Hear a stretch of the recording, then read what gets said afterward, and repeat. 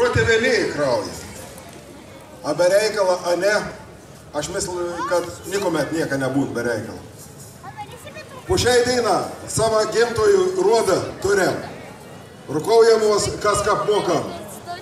Savo istoriją, nors ir išklaipyta, turėm. Savo žemę, nors ir apkarpyta, turėm.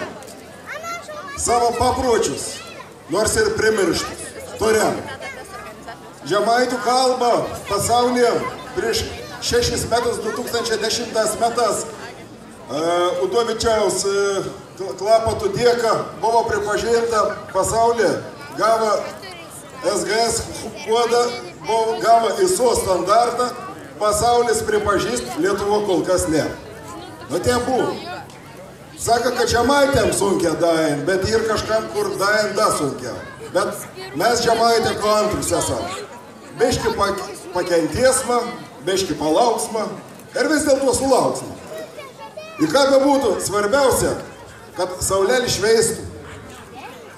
Kad moteriška šypsuotus, nes kol moteriška šypsos, tol karo nebus.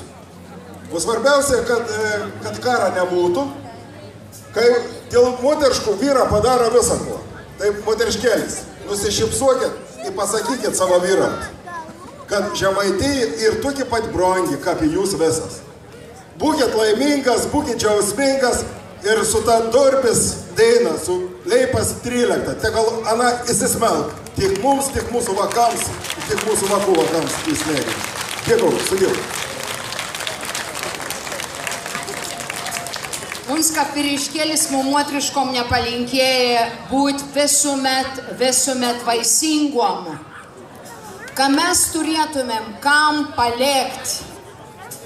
Visi mes turėtumėm kam palikti to žemaitišką rukondą, o šių metų veizu vakų mažylėlių, mažesnių, didesnių į didelių jau ir žymiai daugiau.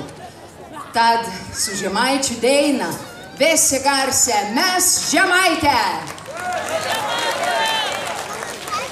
Ta kartą nemislėjau, kad tepi pavarysit. Mes žemaitė.